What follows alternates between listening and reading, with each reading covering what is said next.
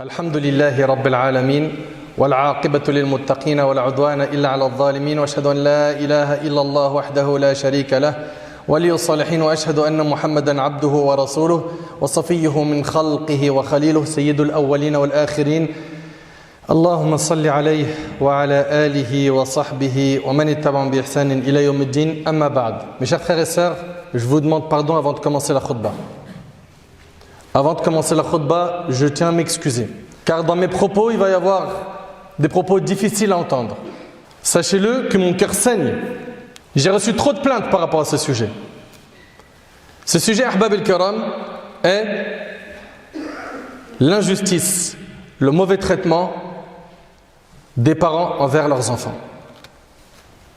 On a toujours tendance à parler du bon comportement envers les parents. Et j'en ai parlé à maintes reprises, et c'est très important. Mais il est bon aujourd'hui de voir cela de l'autre côté. Le comportement des parents envers les enfants. Je vous rappelle qu'avoir un enfant, c'est un grand bienfait de la part d'Allah Tabarak wa Ta'ala. C'est un bienfait qui est immense.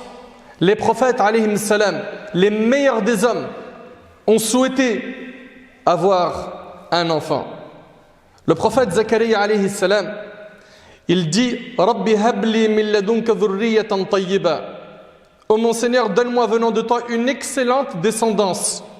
Le prophète Ibrahim alayhi salam, l'ami intime d'Allah, pareil, il a dit Seigneur, fais-moi don d'une progéniture d'entre les vertueux. Il ne veut pas n'importe quel enfant.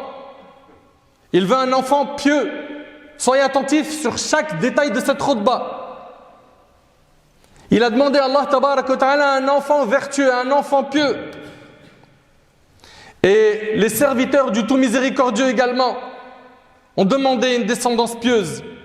Rabbana hab lana min azwajina wa dhurriyyatina qurrata a'yun. Ils dirent Seigneur, donne-nous en nos épouses et nos descendants la joie des yeux et fais de nous un guide pour les pieux. Et ceux qui connaissent le plus la valeur des enfants, c'est ceux qui jusqu'à maintenant ont été éprouvés et ils n'en ont pas eu jusqu'à maintenant. Et j'implore Allah Tabarak wa Ta'ala d'accorder un enfant vertueux à tous ceux qui en ont été privés. Adressez-vous à ces personnes qui ont dépensé énormément, qui ont consulté je ne sais combien de médecins pour avoir un enfant. Ils ont fait toutes les causes. Et jusqu'à maintenant, ils sont éprouvés. Ils n'ont pas réussi à avoir d'enfant. Eux, ils connaissent la valeur de cet enfant. Et Allah Tabarak wa Ta'ala, il en a donné des enfants à beaucoup d'entre nous. Mes chers frères et sœurs, toute personne à qui Allah Tabarak wa Ta'ala a accordé un enfant, qu'il sache qu'il a des responsabilités. Celles-ci nous ont été rappelées dans le Coran, le livre d'Allah, et la sunna du prophète sallallahu alayhi wa sallam. Allah Tabarak wa Ta'ala dit Ya ayyuhalladhina amanu qu anfusakum wa ahlikum nara. Ô vous qui avez cru, préservez vos personnes et vos familles d'un feu dont le combustible sera les gens et les pierres. Donc Allah Tabarak wa Ta'ala nous demande de faire attention à qui? À notre famille, de les préserver du feu. On a une responsabilité envers eux. Dans le hadith d'Ibn Omar qui est rapporté par Bukhari et Muslim, le prophète sallallahu alayhi wa sallam a dit vous êtes tous des bergers et vous êtes tous responsables de l'objet de votre garde. Chacun d'entre nous sera questionné Yawm al-Qiyamah sur ses responsabilités. Chacun d'entre nous sera questionné le jour du jugement sur sa famille. Mon frère, est-ce que tu prends conscience de cela? Que vas-tu dire à Allah Tabarak wa Ta'ala? Et ici, je suis en train de penser à qui? Au père démissionnaire, au père absent, ou même quand il est présent physiquement, il est absent, il n'éduque jamais ses enfants. Ou à la mère, pareil, qui n'a plus le temps pour l'éducation parce qu'elle est tout le temps sur son téléphone ou dans le shopping. Mais qu'est-ce qu'on va dire à Allah Yawm al-Qiyamah? Les enfants ont plusieurs droits dans notre religion. Et permettez-moi de vous en rappeler quelques-uns. La première chose qu'il faut rappeler, et c'est la première étape de l'éducation de l'enfant, elle commence quand? Au moment du choix du conjoint ou de la conjointe.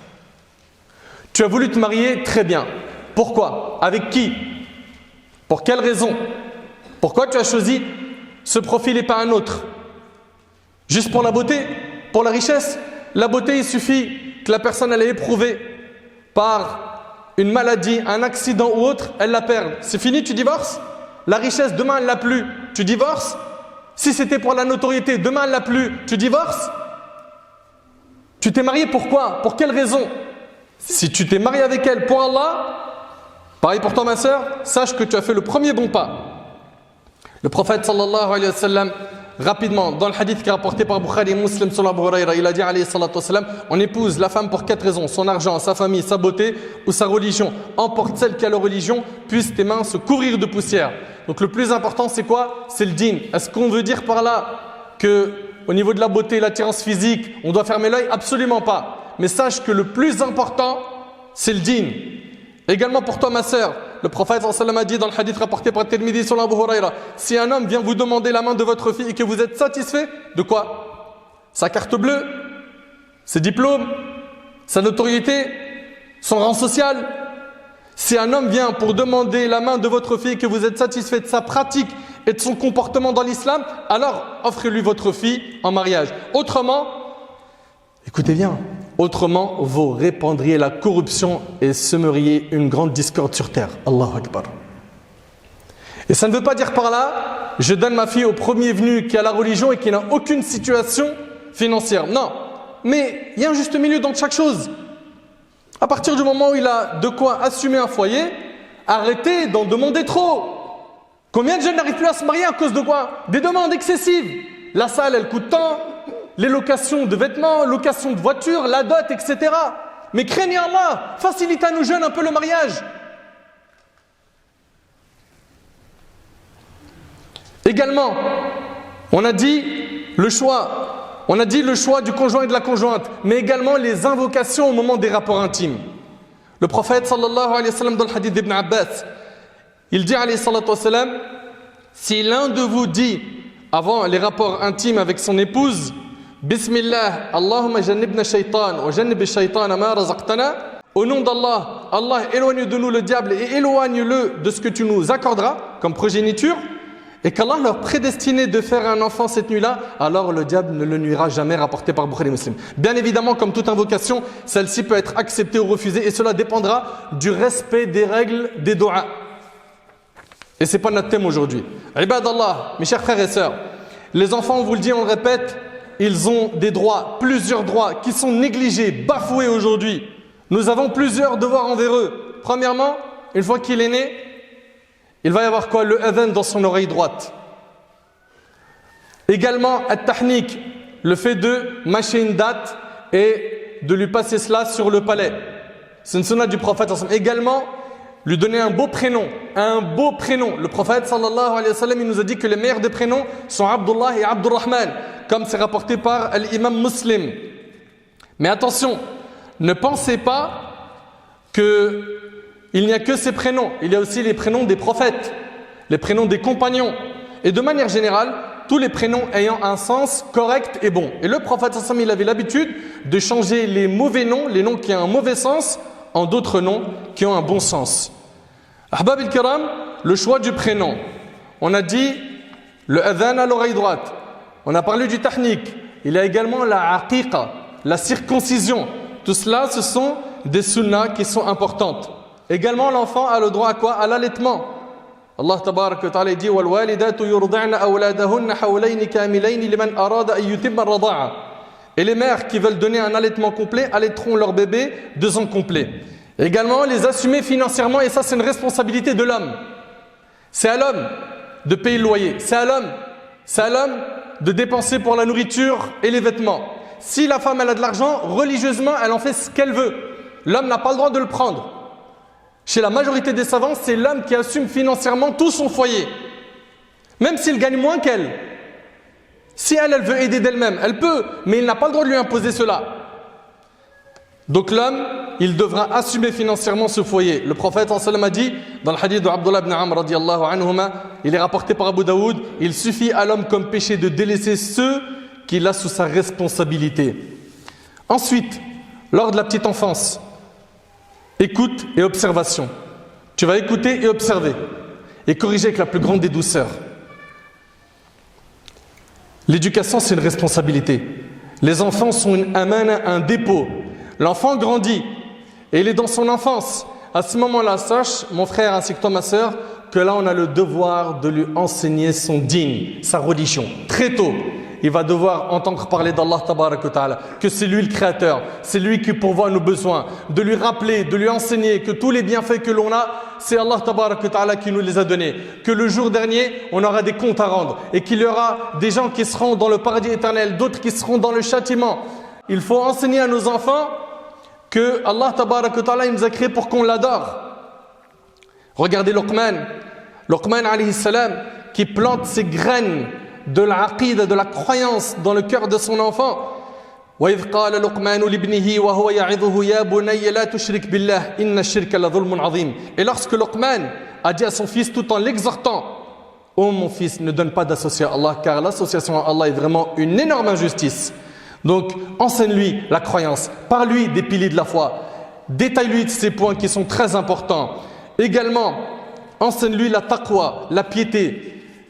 Rappelle-lui qu'à chaque instant, Allah subhanahu wa ta'ala le voit. En lui enseignant cela, al-muraqaba, qu'Allah tabarak wa ta'ala le surveille en permanence, tu n'auras plus besoin de le surveiller plus tard. Si tu plantes les bonnes graines, cet enfant aura des réflexes de pieux. Au moment du péché, il se dira, je ne peux pas, Allah me voit. Un grand nombre d'entre nous, malheureusement, ils se sont loupés. Également, enseigne-lui la prière et montre-lui la valeur de la salat. Wa'mur ahlaka bis-salat wastabir 'alayha. Et commande à ta famille la salat et fais-la avec persévérance. Rappelle-lui qu'Allah tabarak wa ta'ala a dit Inna salata tanha 'anil fahsha'i wal munkar.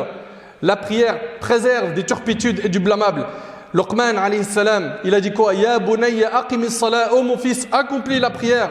Allah ta'ala a dit wa aqimis salata li dhikri, accomplis la salat pour le souvenir de moi. Le prophète sallallahu alayhi wa sallam, il nous enseignait qu'à 7 ans, on leur enseigne la prière, à 10 ans, ils sont punis s'ils ne prient pas. Enseigne-lui que c'est très important de prier. Rappelle-lui que la meilleure des actions, c'est la prière à son heure. Rappelle-lui que la première action qui sera jugée le jour du jugement de sa part, c'est la salat. Et également, enseigne-lui d'ordonner le bien et d'interdire le mal. Fais de lui dès le départ un acteur positif dans cette société, dans cette communauté, qu'il ne voit pas un acte blâmable et qu'il garde le silence. Fais de lui un da'i ilallah, quelqu'un qui appelle Allah subhanahu wa ta'ala. C'est ce qu'il a dit ici Luqman à son fils, wa'mur bil ma'ruf wanha 'anil munkar, ordonne le convenable, interdit le blâmable. Et Allah tabarak wa ta'ala nous dit également dans les conseils de Luqman, wala tusa'ir khaddaka lin-nas wala tamshi fil ardi maraha. Il le met en garde contre quoi? Contre le fait de marcher avec orgueil. Ne foule pas la terre avec arrogance. Ne sois pas orgueilleux. Ne crois pas que tu es meilleur que les autres parce que tu as telle voiture, tu as de l'argent, tu es dans le luxe, tu es dans le confort. Ne sois pas de ceux qui vantent leur richesse sur Internet, sur les réseaux sociaux. Enseignez ça à vos enfants. Eux qui aujourd'hui sont pollués par quoi? Par la frime et l'orgueil. Également, waqsid fi mashik waghdud min sawtik. Inna ankara al-aswat la sawt al-hamir. Sois modeste dans ta démarche et baisse ta voix. Parle pas fort. Certains ils peuvent pas parler sans crier. Sois modeste dans ta démarche et baisse ta voix, car la voix la plus détestée, c'est bien la voix des ânes. Enseigne-lui que le prophète, parmi ses missions, c'était quoi? D'enseigner les nobles caractères. Il a dit, alayhi salatu wassalam, j'ai été envoyé pour parachever les nobles caractères. C'est rapporté par l'imam Ahmad. Enseigne-lui que le prophète a dit, rien ne pèse plus lourd dans la balance du croyant le jour du jugement que sa bonne moralité et son bon caractère. Subhanallah. Allah déteste. Vous entendez? Allah déteste. En effet, tout grossier au parler impudique rapporté par Tirmidhi. Montre-lui l'exemple. Sache que tu as beau lui parler, si lui il n'arrive pas à s'identifier, si lui il n'arrive pas à avoir un exemple devant lui, il va en chercher ailleurs. Et on vit cette époque aujourd'hui où les parents ils sont tellement absents, tellement démissionnaires, où parfois ils sont dépassés, que l'enfant, comme il ne trouve pas de repère à la maison, il en cherche ailleurs. Où? Dans la rue. Auprès des mauvaises fréquentations. Et à la fin, tu vois que l'enfant il a totalement dévié. Et combien de mamans sont venues me voir en me disant, mon fils, jusqu'à l'âge de 12-13 ans, ça se passait très bien. L'école arabe, le Coran, etc. Maintenant, il fume, il sort avec des filles, j'ai plus de contrôle sur lui. La plupart du temps, je n'ai pas généralisé, hein. La plupart du temps, c'est parce qu'on n'a pas planté les graines tôt. Ou bien certains, qu'est-ce qu'ils font? Ils viennent nous voir dans les instituts. S'il te plaît, je suis dépassé. Mon fils, il vient de sortir de la prison pour une affaire de drogue. S'il te plaît, inscris-le chez toi. C'est à 15-16 ans que tu veux rattraper le coup? Je dis pas que c'est trop tard. Mais vous étiez où avant? Démissionnaires? Oh vous les parents qui rentrez à la maison et vous regardez que vos smartphones, ou vous rentrez à la maison et vous allez directement au café pour rester avec vos amis ou vos collègues de travail. Ou toute la soirée il est sur son ordi. Ou la maman qui est absente parce qu'elle n'a pas que ça à faire. Oh là là, vas-y, tiens, prends le smartphone, écoute un dessin animé. Mais vous serez questionné le jour du jugement. Ce dépôt, vous l'avez trahi.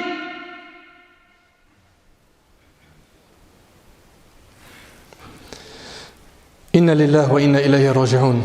La hawla wa la quwwata illa billahi al-ali al-azim. Montre-lui l'exemple. Montre-lui l'exemple. Et ne fais pas le contraire de ce que tu lui ordonnes.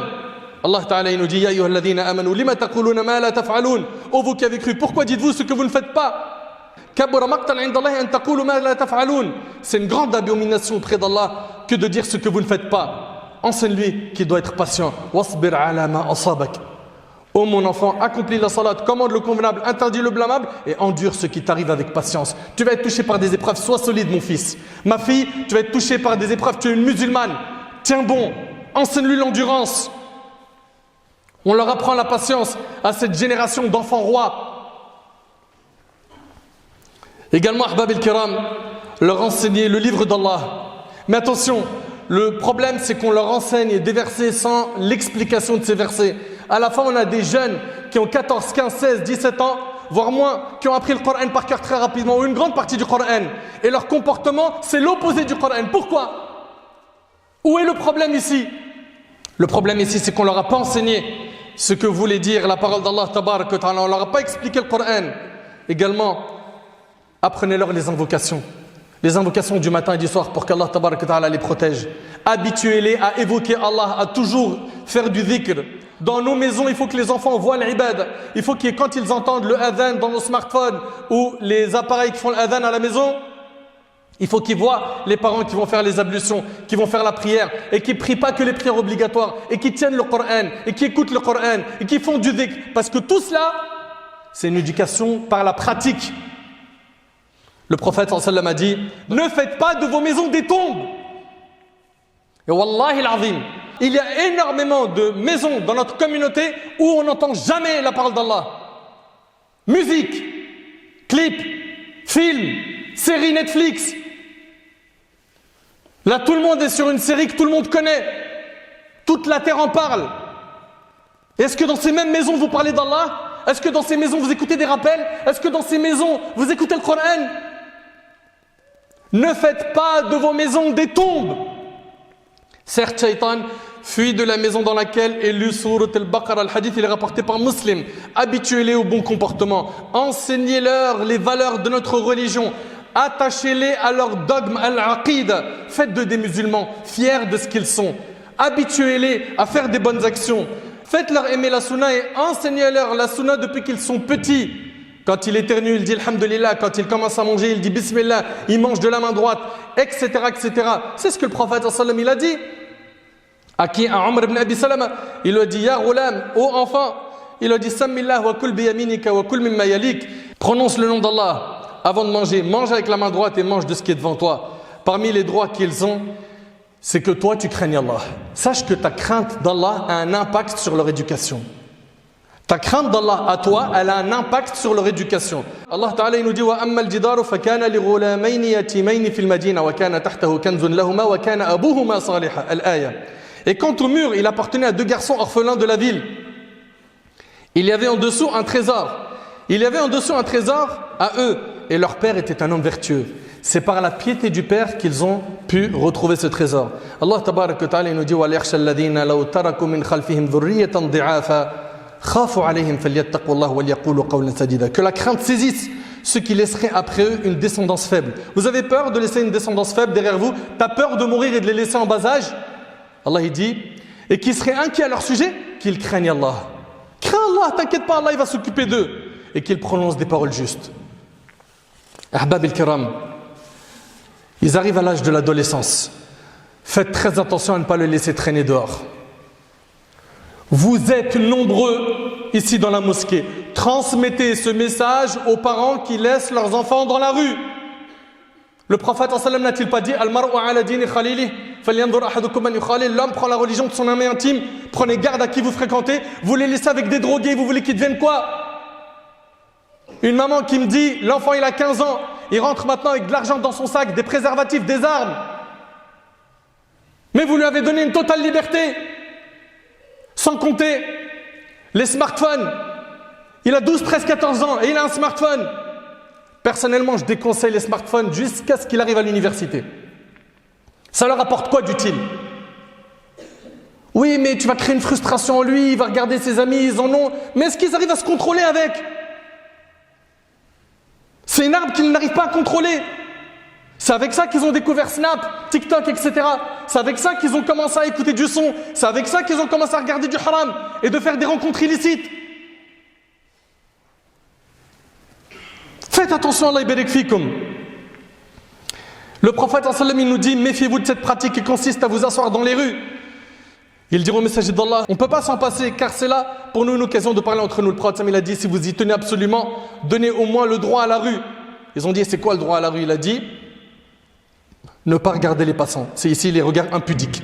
Ne pas leur faire du tort alors qu'ils font du tort. Ils volent, ils arrachent des sacs à main et j'en passe. Rendre le salam, commander le bien, interdire le mal. Et c'est rapporté par Bukhari et Muslim. Surveillez les fréquentations de vos enfants. Encouragez-les à être des pieux. Et ne soyez pas, Allah yabarik fikum, s'il vous plaît, ne soyez pas de ceux qui s'opposent à la pratique du dîn de leurs enfants. J'ai reçu des messages qui sont durs à écouter. J'ai voulu porter le hijab, il m'a dit, t'en fais trop, ça fait trop dans la religion. Subhanallah, ça fait trop dans la religion. Mais est-ce que ses parents, ils réalisent ce qu'ils disent? Toi, tu as des faiblesses de foi. Tu as du mal à pratiquer ta religion. C'est un fait. En plus de ça, tu te rajoutes le fait que tu interdis le bien. Tu interdis à ton fils et à ta fille d'adorer Allah. Bien évidemment que des fois, il y a des enfants qui sont dans l'exagération. Mais quand ce n'est pas le cas, craignez Allah. Laissez-les pratiquer leur religion. Elles sont menacées. Ils sont menacés. Critiquer, insulter parce qu'il fait la prière, parce qu'aujourd'hui il veut quoi? Il veut avoir la sunna du prophète sallam, suivre sa sunna. Également, soyez juste envers les enfants. Pas d'injustice, pas de préférence du garçon plus que la fille ou de la fille plus que le garçon. Soyez juste. Un tel, parmi tes enfants, tu as autorisé à qu'il se marie avec un converti à l'islam, mais ta fille tu veux pas. Soyez juste, quand vous faites quelque chose, soyez juste. Dans le partage, soyez juste. Ne soyez pas des injustes. Le jour du jugement, il se peut que vos enfants soient vos adversaires.